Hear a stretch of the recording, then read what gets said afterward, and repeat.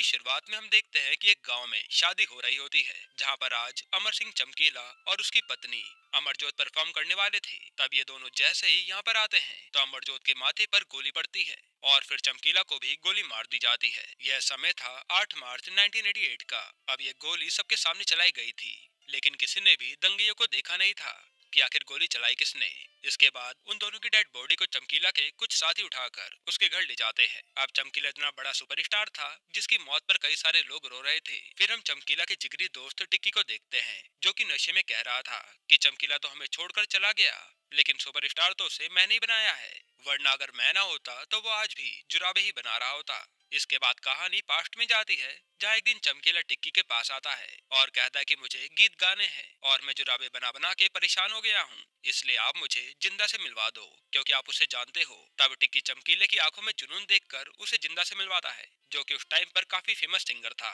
यहाँ चमकीला उसे अपना लिखा हुआ गाना सुनाता है, जो कि काफी अच्छा था, और इसके बाद ही जिंदा चमकीला को अपने साथ रख लेता है। इसके बाद ये सिलसिला शुरू हो जाता है, जहाँ चमकीला गाने लिखकर जिंदा को देता था और वही गाने को वो अखाड़ों में जाकर गाता था, जिससे जिंदा का नाम और बड़ा होता गया और लोग उसके कायल हो गए। फिर समय आता है 1978 का, जब एक अखाड़े में काफी सारी पब्लिक इकट्ठी थी, पर अभी तक जिंदा यहाँ शो करने नहीं आया था और अब सब उसी का इंतजार कर रहे थे। अब जब समय ज्यादा बीत जाता है तो लोग भड़क जाते हैं कि जिंदा कहाँ है, और उन्हें रोकने के लिए टिक्की कहता है कि जिंदा के आने तक क्यों ना हम चमकीला से गाना गवा ले। तब ये लोग चमकीला को स्टेज पर भेज देते हैं कि तू जिंदा के आने तक पब्लिक को संभाल ले। चमकीला अब गाना शुरू करता है और उसके गाने से पहली बार में सब उसके फैन बन जाते हैं, क्योंकि चमकीला के गाने का अंदाज सबसे अनोखा था।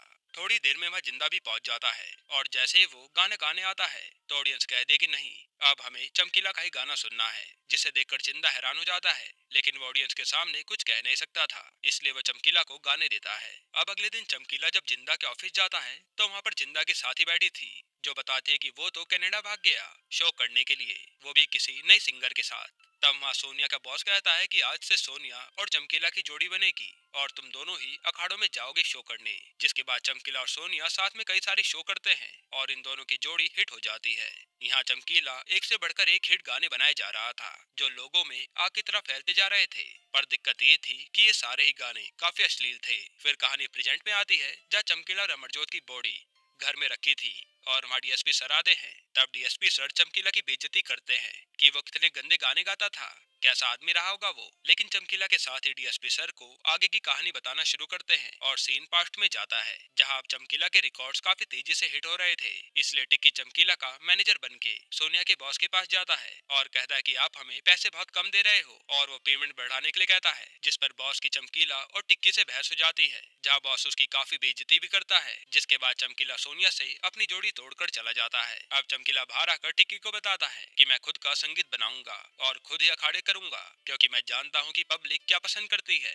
जिसके बाद चमकीला एक दूसरी लड़की के साथ अखाड़ा शुरू करता है और चमकीला के सारे ही शोज में पब्लिक भर भर के आती है।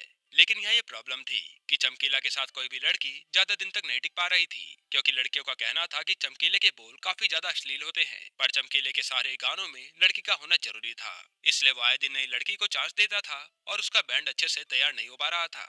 इसी बीच चमकीले ने अपना बदला लेने के लिए सोनिया के बॉस का ऑफिस भी खरीद लिया था और उसका सारा सामान बाहर भी फिकवा दिया था। फिर एक दिन चमकीला के ऑफिस में अमरजोत अपने पिता और भाई के साथ आती है, जहां वो बताते हैं कि अमरजोत काफी अच्छा गाना गाती है, पर उसके चार्जेस काफी ज्यादा होंगे। फिर वो कहते हैं कि हम एक महीने तक ट्राई करेंगे कि तुम लोग काम कैसे करते हो, जिसके लिए चमकीला मान जाता है। फिर चमकीला अमरजोत के साथ रियाज करता है और उसे काफी प्रैक्टिस कराने के बाद ये लोग अपने पहले शो पर जाते हैं। लेकिन यहाँ गोलियां चलने की वजह से अखाड़ा ही कैंसिल हो जाता है और अमरजोत को लगता है कि मैं ही चमकीला के लिए अनलकी हूँ, क्योंकि आज से पहले चमकीला का एक भी अखाड़ा कैंसिल नहीं हुआ था। इसलिए अब अमरजोत वहाँ से जाने के लिए कहती है। तब चमकीला अमरजोत को हौसला देता है कि तुम और मैं मिलकर खूब सारे अखाड़े करेंगे, जिस पर अमरजोत भी मान जाती है और ये दोनों फिर से अपने अगले अखाड़े की तैयारियों में लग जाते हैं। इसके बाद ये दोनों अखाड़ों में गाना शुरू करते हैं और इन दोनों की जोड़ी सुपरहिट बन जाती है, जिससे इन्हें नाम, पैसा, रुतबा सब मिल रहा था। साथ ही साथ चमकीला और अमरजोत भी एक दूसरे के करीब आते जा रहे थे। फिर एक दिन अमरजोत के पिता कहते हैं कि अब हमें यहाँ से किसी दूसरे सिंगर के पास जाना होगा, क्योंकि मैंने उससे डील कर ली है,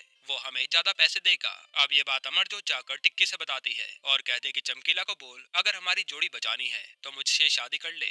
तब टिक्की ये बात जाकर चमकीला को बताता है कि तेरे पास आज रात का समय है अमरजोत से शादी करके जोड़ी बचाने का, वरना वो कल सुबह यहाँ से चली जाएगी। जिसकी अगली सुबह चमकीला अमरजोत से शादी कर लेता है, जिसकी खबर किसी को भी नहीं होती। अब शादी करने के बाद इन दोनों के बीच सब कुछ होता है और दोनों की मैरिड लाइफ काफी अच्छी चल रही थी। फिर रात के समय जब चमकीला और टिक्की दारू पी रहे होते हैं, तब ऑफिस के बाहर कुछ लोग चमकीला को मारने आते हैं, जिस पर टिक्की सोचता है कि शायद ये लोग अमरजोत के घर वाले होंगे जो उनकी बेटी को भगाने पर चमकीला को मारने आए हैं। पर यहाँ तो मामला कुछ और ही था। चमकीला तब टिक्की को एक सच बताता है कि वो पहले से ही शादीशुदा है और उसका एक बेटा भी है, और ये लोग उसकी पहली पत्नी के भाई हैं जो मुझे मारने आए हैं। जो सुनकर टिक्की के होश उड़ जाते हैं, पर वो अब कर भी क्या सकता था। हालांकि ये बात सामने आते ही अगले दिन पंचायत रखी जाती है, जहाँ कुछ लोग चमकीला को दो दो शादियां करने के लिए सजा देना चाहते थे, पर ज्यादातर गांव तो चमकीला का फैन था, इसलिए चमकीला को कोई सजा नहीं मिलती। और चमकीला यहाँ पर यह ऐलान करता है कि मैं अपनी पत्नी और बेटे को हमेशा 5,000 रुपए देता रहूंगा। और दोस्तों, उस समय 5,000 रुपए काफी ज्यादा होते थे। इसके बाद रात को चमकीला अपनी पहली पत्नी के पास जाता है और उससे कुछ पैसे देकर माफी मांगता है। फिर वो सीधा अमरजोत के पास जाता है, जो कि चमकीला के सच छुपाने से नाराज थी। तब चमकीला अमरजोत को किसी तरह से मना ही लेता है, क्योंकि ये दोनों एक दूसरे से प्यार तो करते ही थे। अब समय बीतता है और चमकीला और अमरजोत साथ में अखाड़े कर करके पूरे देश में अपना नाम बना लेते हैं। फिर साल आता है 1984 का, जहाँ चमकीला इतना ज्यादा पॉपुलर हो चुका था कि लोग उसके गानों पर पागलों की तरह नाचते थे। यहाँ तक कि चमकीला को बड़े बड़े बैनर भी साइन करने लगे थे। फिर एक दिन चमकीला का इंटरव्यू लेने एक लड़की आती है, जिसका जवाब चमकीला ठीक से नहीं देता, और वो रिपोर्टर इस बात से चिढ़कर चमकीला के ऊपर ही सवाल खड़े कर देती है कि ये चमकीला अपने अश्लील गानों से समाज को गंदा कर रहा है, जिसे देखकर चमकीला को गुस्सा तो बहुत आता है, पर वो कुछ कहता नहीं। फिर इसके कुछ ही दिनों में चमकीला का एक बेटा भी हो जाता है। फिर एक दिन चमकीला को दो धमकी भरे लेटर मिलते हैं, जिसमें लिखा था कि अगर चमकीला ने अश्लील गाने गाने नहीं छोड़े तो हम उसे जान से मार देंगे। जिससे चमकीला की हालत खराब हो जाती है और वो सोचता है कि मैं तो वही गाने गाता हूँ जो लोगों को पसंद आते हैं, इसमें मेरी गलती ही क्या है। तब चमकीला का एक साथी बताता है कि मुझे एक डिपार्टमेंट के आदमी पर शक है, शायद उसी ने ये धमकी भेजी होगी। जिसके बाद चमकीला जाकर सीधा उस आदमी से मिलता है, जिसका नाम था सिव्या, और वो सिव्या से कहता है कि आप मुझे जान से मत मारना, मैं आपको जितना पैसा चाहिए सब दूंगा। तब यहाँ पता चलता है कि सिव्या तो असल में इनकम टैक्स डिपार्टमेंट का आदमी था, जिसे गलत फहमी के चलते चमकीला के दोस्तों ने गुंडा समझ लिया। हालांकि चमकीला सिव्या से ही मदद मांगता है और सारी बात बताता है कि ऐसे में मैं क्या करूँ। जिसके बाद सिव्या उसे सीधा अमृतसर में कुछ गुरुओं से मिलवाता है, और वह चमकीला उन्हें वादा करता है कि वह आज से कोई भी अश्लील गीत नहीं गाएगा और न ही लिखेगा। साथ ही वो कहता है कि अब से मैं भक्ति गीत लिखूंगा, पर मेरी जान को कोई खतरा नहीं होना चाहिए। जिसके बाद चमकीला ने धार्मिक गीत गाने शुरू कर दिए, और ये गीत भी लोगों को काफी पसंद आया, जो ऑल टाइम हिट भी रहा। फिर प्रेजेंट में जैसे डीएसपी सर को पता चलता है कि चमकीला ने धार्मिक गीत भी गाए हैं, तो उन्हें याद आता है कि इन्होंने भी चमकीले के कई धार्मिक गीत सुने हैं, और ये जानकर वो काफी हैरान थे कि एक आदमी अश्लील से सीधा धार्मिक गीत पर कैसे आ गया। खैर, अब चमकीला के धार्मिक गीत भी पॉपुलर होते जा रहे थे, और चमकीला अपने अखाड़ों में वही गीत गाया करता था। पर एक बार लोग शादी के अखाड़े में चमकीला से ये डिमांड करने लगे कि शादी का माहौल है, एक बार वही पुराने अश्लील गीत हो जाएं। तब चमकीला मना करता है, पर पब्लिक की डिमांड के आगे चमकीला को वो गीत गाने ही पड़ते हैं, जिस पर सारी पब्लिक झूम झूम कर नाचती है। इसके बाद ही चमकीला लगातार अखाड़ों में अपने पुराने अश्लील गीत गाने शुरू कर देता है, क्योंकि लोगों का उन्हीं गानों पर ज्यादा अच्छा रिस्पॉन्स आ रहा था। अब एक दिन चमकीला के घर पर तीन लोग घुस आते हैं, जो चमकीला पर बंदूक तान कर धमकी देते हैं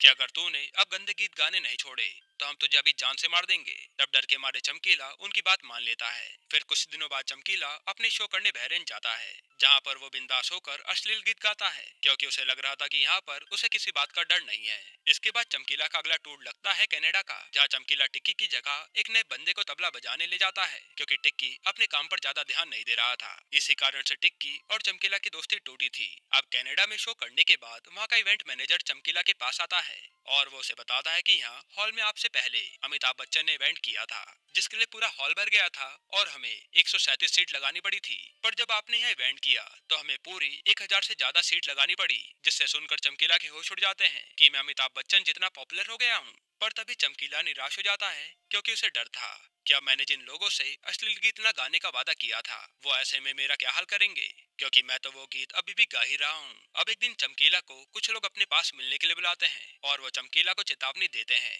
कि अगर तुम्हें जिंदा रहना है तो हमारी 4 शर्तें माननी होंगी, वरना तुम्हारा क्या हाल होगा वो तुम भी नहीं देख पाओगे। फिर वो 4 शर्तें बताते हैं, जिसमें पहली थी कि उसे अश्लील गीत गाने छोड़ने होंगे, दूसरी थी कि उसे शराब छोड़नी होगी, तीसरी थी कि उसे चिकन खाना भी छोड़ना होगा, और चौथी शर्त ये थी कि उसे बीड़ी भी छोड़नी होगी, क्योंकि चमकीला ज्यादा ही बीड़ी पीता था। तब चमकीला उनकी यहाँ सारी बात मान लेता है, लेकिन थोड़ी आगे जाकर वो बीड़ी पीने लगता है, जिससे हम समझ पाते हैं कि चमकीला के मन से अब मौत का डर भी निकल गया है। फिर अगले दिन फोन पर शिव्या चमकीला से कहता है कि भाई तू विदेश में ही रहे, इंडिया कुछ टाइम बाद आना, क्योंकि यहाँ तेरी जान को खतरा है। पर चमकीला कहता है कि मरना होगा तो मैं कभी भी मर जाऊंगा, लेकिन भारत तो आकर ही रहूंगा। जिसके बाद चमकीला भारत आ जाता है और अखाड़े में अश्लील गीत गाने शुरू कर देता है, क्योंकि उसके अंदर जरा भी डर नहीं बचा था। एक बार उसके साथी ने चमकीला से कहा भी था कि आप ये गंदे गाने बंद कर दो ना, जिस पर चमकीला का कहना था कि देखो, बंदूक चलाने वालों का काम है बंदूक चलाना, तो वो चलाएंगे, और मेरा काम है गाना गाना, तो मैं गाऊंगा, क्योंकि ना वो हमारे लिए रुकेंगे और ना ही मैं उनके लिए। और जब तक हम स्टेज पर हैं तब तक जिंदा हैं, और जीते जी मर जाएं इससे अच्छा तो यह है कि मरकर जिंदा रहें। इसी कारण चमकीला अपनी पुरानी फॉर्म में आकर अखाड़े करने लगा था, और उसकी डिमांड तेजी से बढ़ रही थी। अब समय आता है 1988 का, जहां चमकीला को एक शादी में शो करना था। तब चमकीला और अमरजोत उस शो में जा रहे थे। फिर जैसे ये दोनों वहां पहुंचे तो किसी ने इन दोनों को गोली मार दी, जिसके बाद उसी जगह पर दोनों की मौत हो गई। अब कहानी प्रेजेंट में आती है, जहां दोनों की डेड बॉडी का सब अच्छे से अंतिम संस्कार करते हैं, और फिर हम डीएसपी सर को देखते हैं, जो कि अब चमकीला की कहानी सुनने के बाद चमकीला की इज्जत करने लगे थे, क्योंकि उनका तो मानना था कि चमकीला सिर्फ अश्लील गीत बनाने के लिए फेमस है। पर अब वो जान गए थे कि ऐसे गीत सुनते तो सब हैं, पर कोई भी एक दूसरे को बताता नहीं है। जिसके बाद ये मूवी यहीं पर खत्म होती है। दोस्तों, आपको ये मूवी कैसी लगी हमें कमेंट में जरूर बताइएगा।